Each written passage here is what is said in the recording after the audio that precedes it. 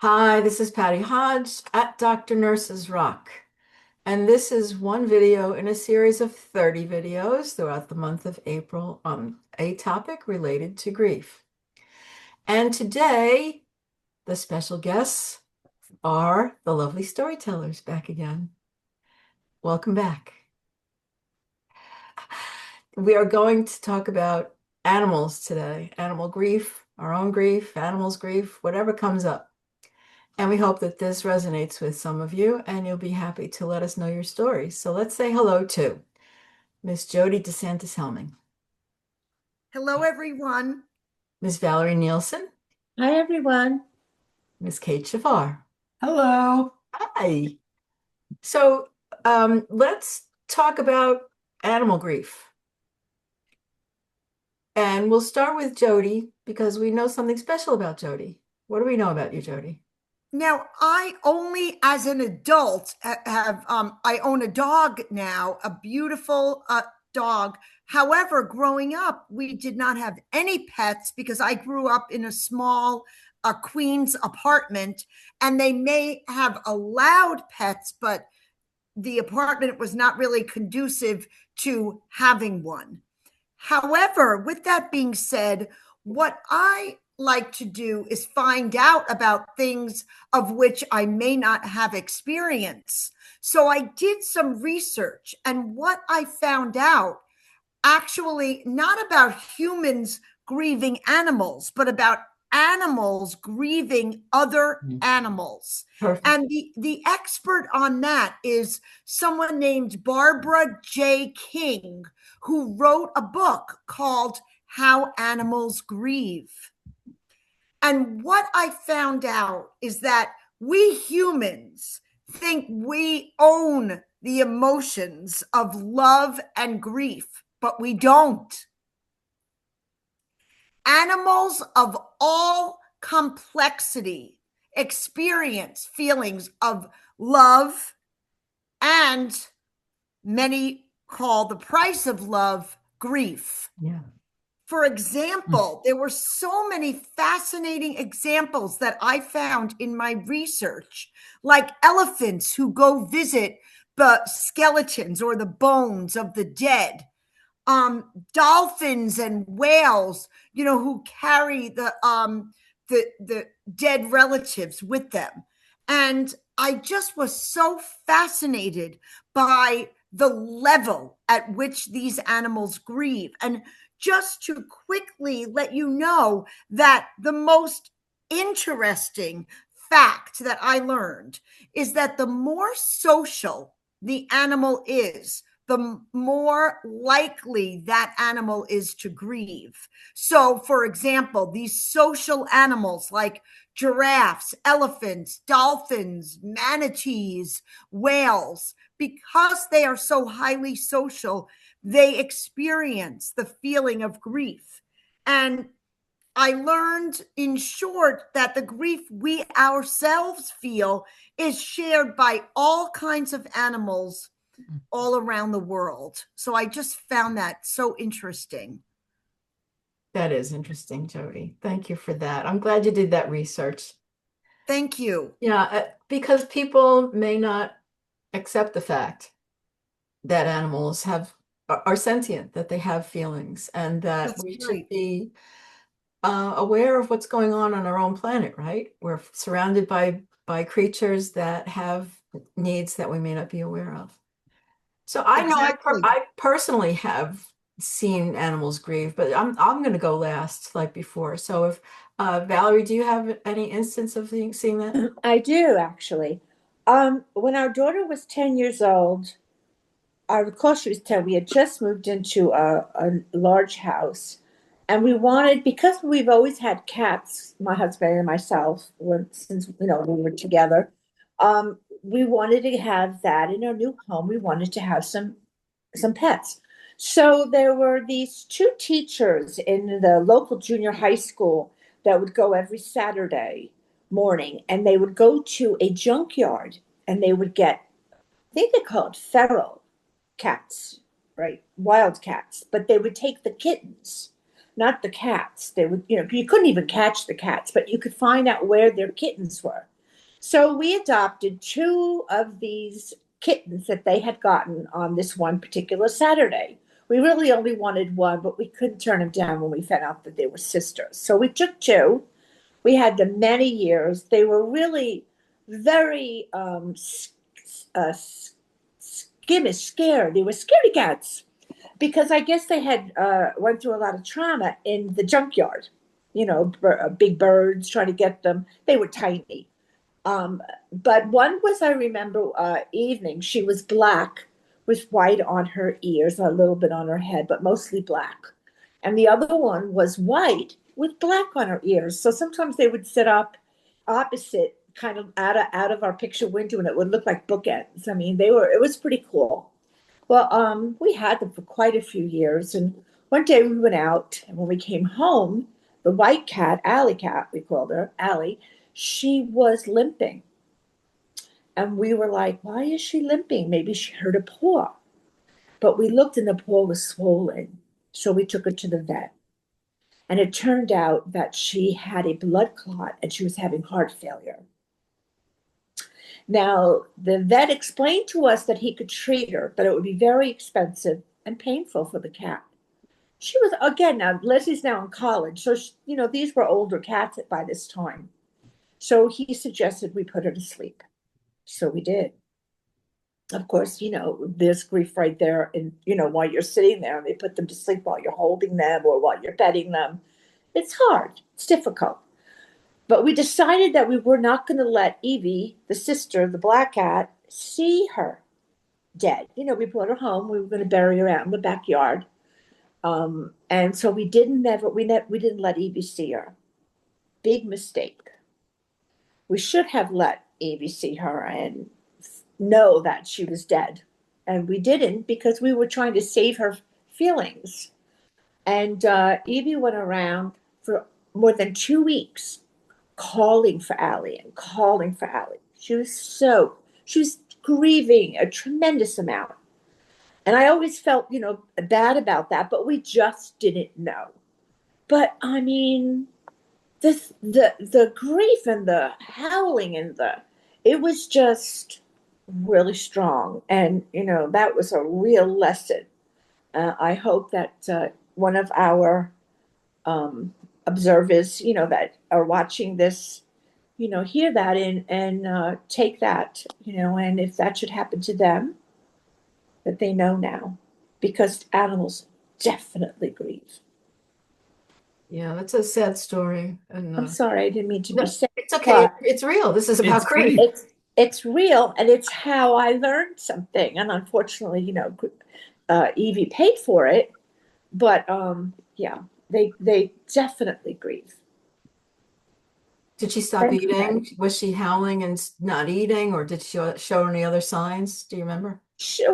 They were older, so their appetites already were a little bit less. Yeah. But I don't recall that. This was many years ago. Leslie's now a mom and married for years, but I don't recall her not eating. So she probably continued to do that, but just the calling, and it went on in the middle of the night too. I mean, she was looking for her sister.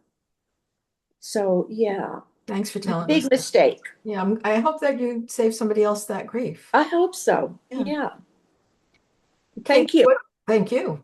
Kate, what happened to you? What do you see I'm as here. personal grief? Oh, what horrible things have befallen me? I have many. Yeah. No, I have a bit of a take on this because I really do believe it's a privilege to care for an animal. And you will, when you love these animals, grieve them. You have to, but you get to spend in many cases, their whole or close to their whole lives with them. Yeah. And I've been with all my animals when they've gone. And there's something so comforting to me about holding them and them not having to grieve me, if that makes sense, Yeah. And that's what an animal is not, unless it's like a parrot or a turtle, it's not gonna it's not meant to. It's there for its lifetime. And it's a privilege to get to be a part of that, I think, and to love them well. I agree. And- And that's lovely. And it's true. And it's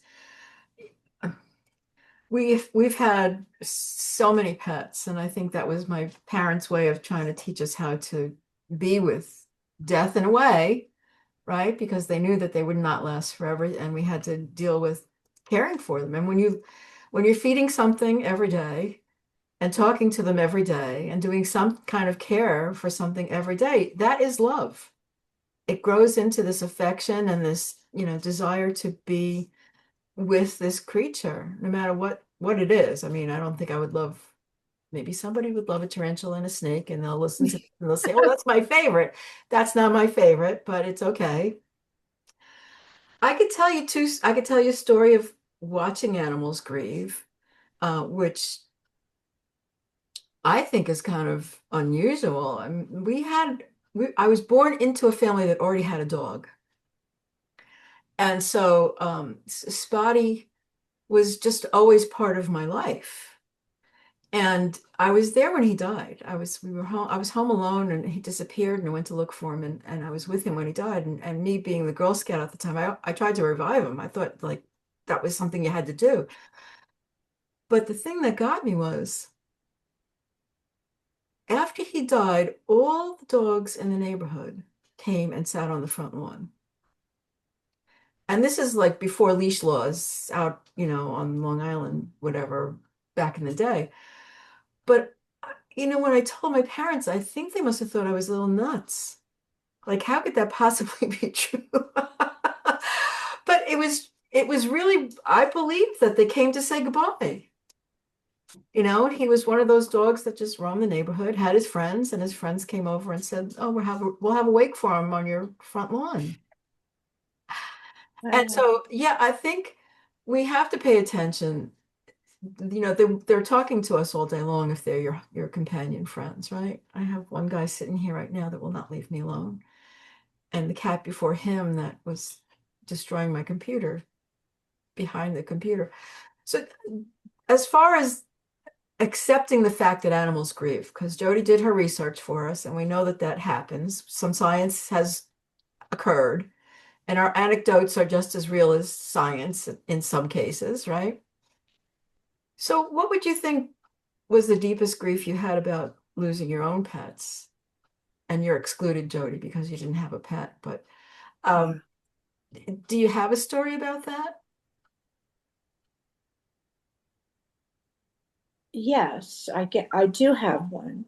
We had a dog when I was a child growing up. And this dog, I mean, I lived in Bay Ridge and I lived on 4th Avenue and 72nd. Well, I could be with my friends on 5th Avenue and 93rd, and there I would see our dog. Always with the female, and the female was always pregnant. I mean, whatever you would call a cat that plays the field. So, but we had him for a good 11 years. And then we moved to Long Island. And it happened to be the year that there was a huge snowstorm. It was 68. And so we were only there maybe 2 months. We moved in December of 67. And somebody knocked on our door and said, I was told that the dog, there's a dog that was hit by a car, and I was told it was your dog. I'm sorry, he's gone. And it was just so devastating because all I kept thinking, by then I was a teenager, but all I kept thinking is this dog who was so part of my life. I mean, 11 years, and now I'm 14. So was safe no matter where he was in Brooklyn. And then we move out to the island and he gets hit by a car. And so we all felt so terrible. And of course we would have grieved no matter what, but it also was a guilt wrapped up with the grief. And that's very difficult. Yeah. I mean, time does heal. But yeah. I actually had forgotten about that story when you first mentioned about Yeah. us doing that. But yeah, it was sad, very sad. Thanks for sharing that. And I think that many people have had that experience of losing an animal that way. And, you know, it's, I'm not sure that many people would talk about it. It just feels so hard to go there. Excuse me, ladies, that noise. Kate, you wrote a story. I did. I'd love to read it if you want to hear it. Yeah, It's a please. little heavy, but So is um, grief. Yes. Yeah. it's called Today My Dog is Dying. I had a piece to post today, but now my dog is dying. I had a list of errands, assignments, and people to see, but it's all fallen away as my dog lay dying. I've come through that part where she might get better, where I thought I could offer her a miraculous piece of chicken or string cheese, but she takes it like she's doing me the favor and continues to lay dying. They say she has kidney failure, but 11 isn't old. We all have something, and we're not actively dying. Or maybe we are, but she definitely is. Today, anyway. Up until last night, she padded around the house, following me, or the most available of us, not wanting to be by herself. This morning, she's choosing alone time. I want to offer her peace on the way out. I wipe wet eyes with the back of my hand. After all, what was all that training for besides teaching her the importance of retaining a modicum of decorum? My appointment to let her go is at 11 a.m. I wake up every hour. Time stops moving. Or maybe that's her. Her thready breathing reminds me of my mother's on that very last day. More spasm than life-giving inhalation. She is not my mother, I tell myself. She is everything else. I really do hope there's a rainbow bridge. With a swell of love and affection, I focus on the licks she gave me all the time, always trying to give me kisses no matter how long ago our honeymoon ended. She followed the children around as if she were just another one of my babies, one of two dogs I've rescued from North Shore Animal League.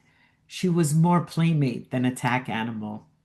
Sure, she'd bark when it was expected, but as soon as I opened the door, she ran upstairs to hide behind the bed. It was okay. I was prepared to defend her. She was the first to take me for walks in the woods.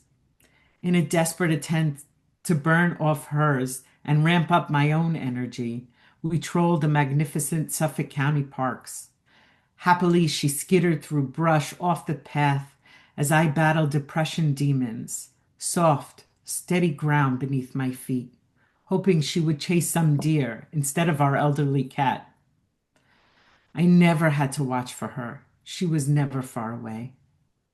When darkness was the heaviest on my chest and I didn't think I could crawl out of bed, she was always there, looking at me, licking the air with her oversized tongue, ready to follow, or grab that one thing she knew I'd chase her for, like my wallet or the remote, and I'd have to take it off after her, which I would happily do in perpetuity, despite my rage-filled rants.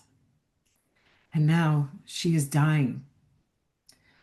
When the kids were in school, she and I anxiously anticipated their homecoming. She sat on the cedar chest. She'd battered already. I stood by the window while I turned away so they wouldn't know I'd been waiting. She flung herself at them when they came through the door, plying them with affection that didn't have to be earned and wasn't as embarrassing as mom's. Once, my 80-pound middle-aged dog jumped off a balcony just to be with me.